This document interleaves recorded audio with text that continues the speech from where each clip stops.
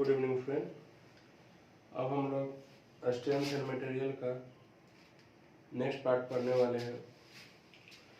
तो अभी तक हम लोग का 4 लेक्चर कंप्लीट हो चुका था स्ट्रेंथ ऑफ मटेरियल से रिलेटेड। अब हम लोग आज नेक्स्ट वीडियो समझने का कोशिश करेंगे। तो उसमें हम लोग बहुत सारा कॉन्सेप्ट समझते हैं। तो चलिए समझते हैं आज क्या क्या हम लोग समझते हैं। तो अब स्टार्ट करते हैं। Okay,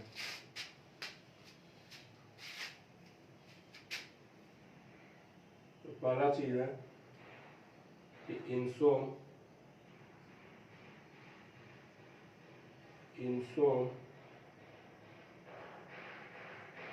only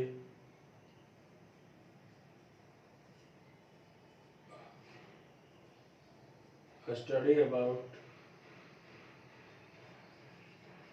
the elastic and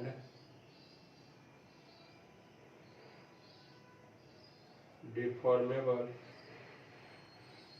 body.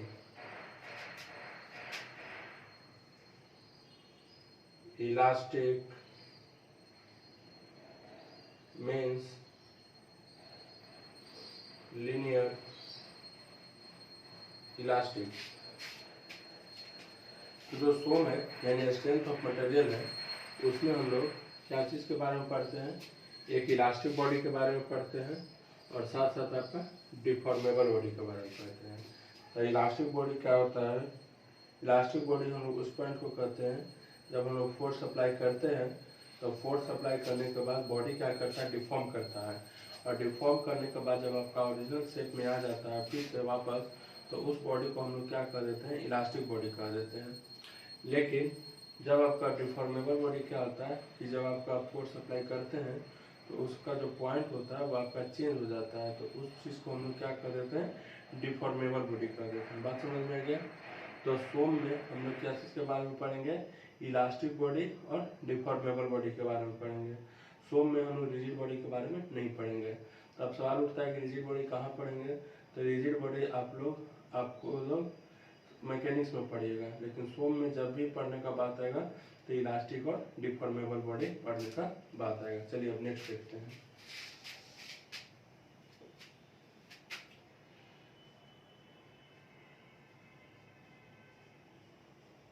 Elastic deformable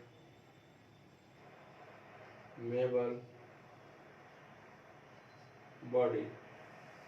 तो इलास्टिक डिफॉर्मेबल बॉडी क्या होता है उसको देखते हैं। तो यह आपका दो तरह का होता है। तो दो तरह का क्या क्या होता है? एक आपका लीनियर इलास्टिक कहलाता है, एक आपका लीनियर इलास्टिक होता है और एक आपका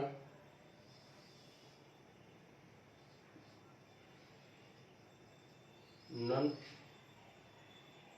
लीनियर इलास्टिक बॉडी होता है।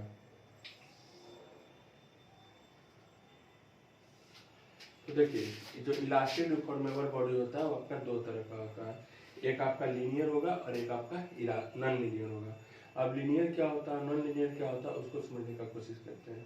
तो जो आपका पूरा स्ट्रेट रहता है उसको हम लीनियर कर देते हैं, और जो आपका पूरा स्ट्रेट नहीं रहेगा उसको हम लोग नॉन लीनियर कर देंगे। तो जिसका डिग्री आपका 1 डिग्री का कर्व बनेगा उसको लीनियर कर देंगे, और जब 1 डिग्री का कर्व नहीं रहेगा तो उसको नॉन लीनियर कर देंगे। अब हम आगे समझते हैं।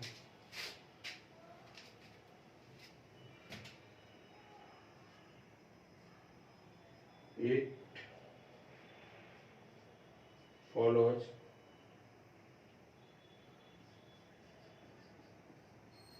Hooke's law।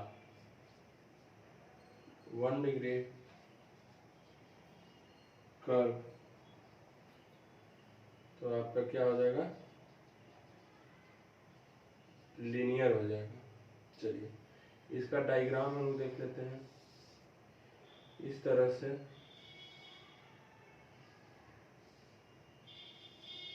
आपका इसका डायग्राम हो गया। तो यहाँ O से लेके A पॉइंट तक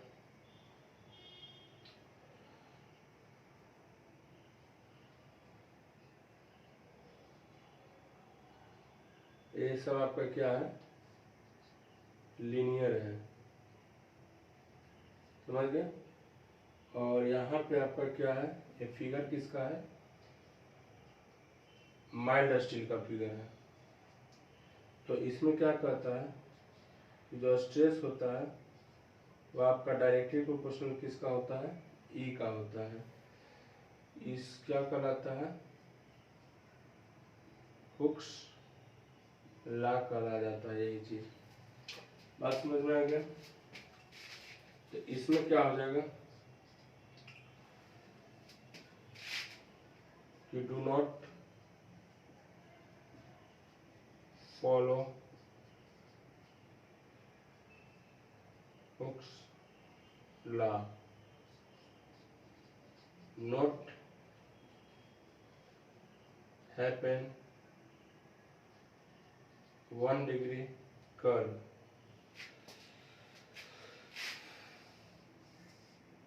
ये आपका इस तरह से हो जाएगा, जैसे आपका रबड़ हो गया। तो ये आपका क्या कहा जाता है, नॉन लीनियर कहा जाता है। चलिए,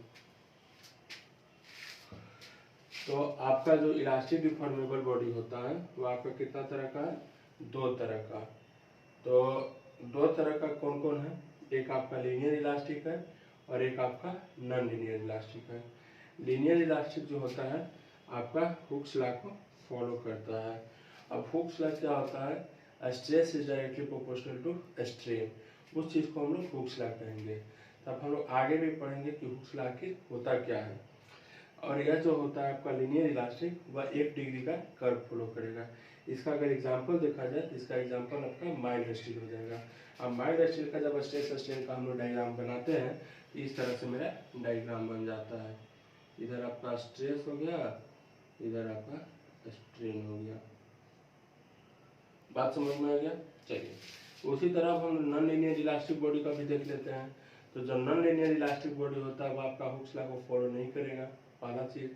अब उसमें आपका 1 डिग्री का कर्व भी नहीं होगा और इसका एग्जांपल आपका क्या हो जाएगा, रबड़ हो जाएगा। तो इतना चीज को आपको याद रखना है। चलिए, अब हम लोग आगे चलते हैं।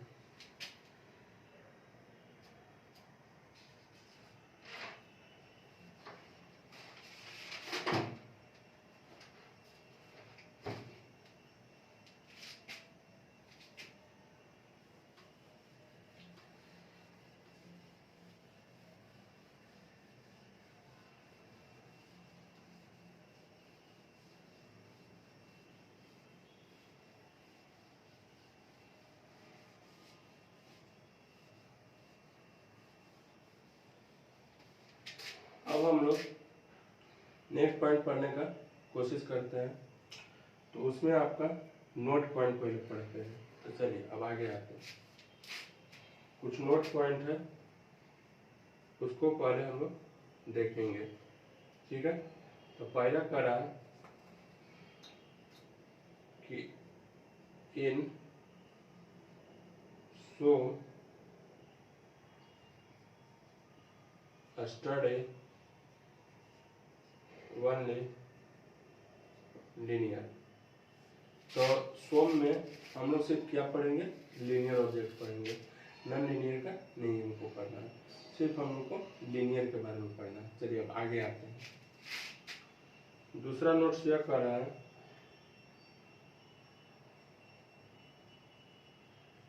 concrete are linear and non-linear both।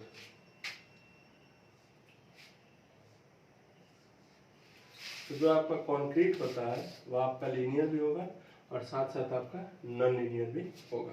बात समझ में आ गया? जो आपका कंक्रीट होगा वो आपका लीनियर भी होगा और साथ साथ आपका क्या होगा, नॉन लीनियर भी होगा। चलिए अब अगला पॉइंट देखते हैं।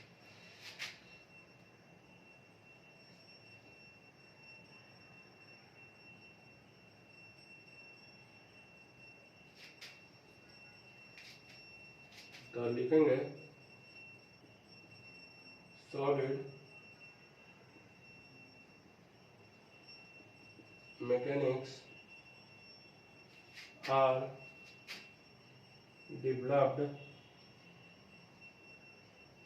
developed a relation developed a relationship between the load applied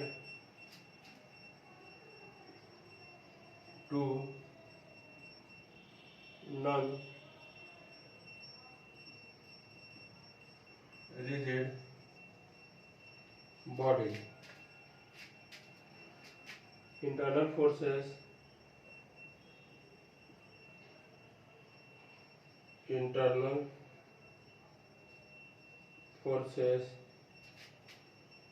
and the deformation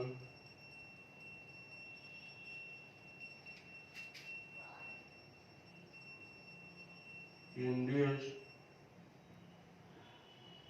in the body। तो देखिए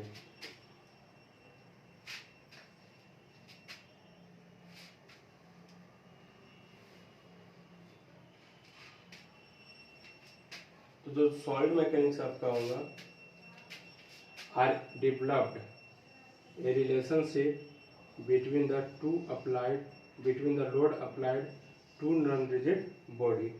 तो जो सॉलिड मैकेनिक्स होगा आपका दो नॉन रिजिड बॉडी के बीच में रिलेशन होगा। ताकि मैं सॉलिड मैकेनिक्स यानी सोम, तो सोम में हम लोग क्या पढ़ेंगे, हम लोग सिर्फ डिफॉर्मेबल बॉडी के बारे में पढ़ेंगे। तो जो आपका सॉलिड मैकेनिक्स होता है वह आपका दो नॉन रिजिड बॉडी के बीच में रिलेशन बताता है।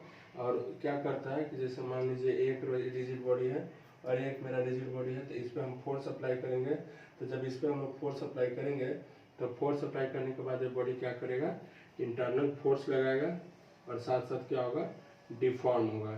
तो इतना चीज़ हम लोग को समझना है कि जो सोम होता है यानी जो आपका स्ट्रेंथ ऑफ मटेरियल होता है उसमें आपका दो नॉन रिजिड बॉडी के बीच में रिलेशन होता है। और उसमें क्या होता है कि एक तो आपका इंटरनल फोर्स निकालेगा और फिर उसमें आपका क्या होगा, डिफॉर्मेशन होगा। ठीक है, चलिए अब हम लोग नेक्स्ट पॉइंट समझने का कोशिश करते हैं। चौथा,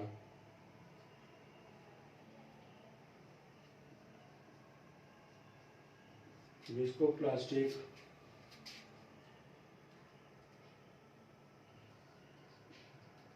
solid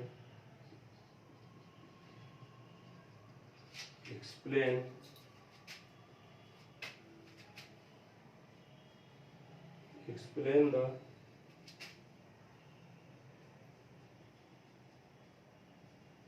time dependent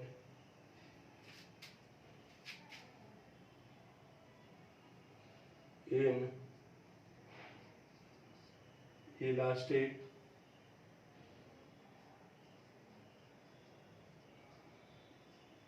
behavior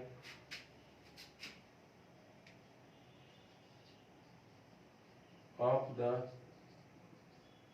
solid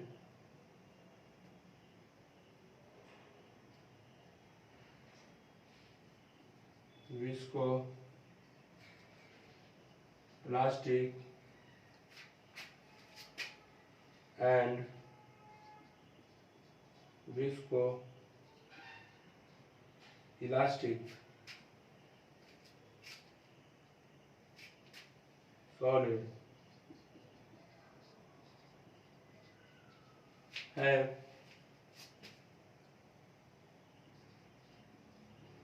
high plastic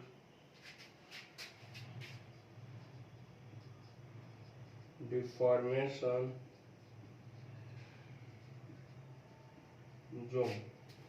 तो देखिए क्या कर रहा है कि जो विस्कोप्लास्टिक सॉलिड होगा आपका वह एक्सप्लेन करेगा द टाइम डिपेंडेंट। तो टाइम डिपेंडेंट होता है, पहले ही हम लोग पढ़े हैं थर्ड लेक्चर में कि जो विस्को बॉडी होता है आपका टाइम डिपेंडेंट होता है।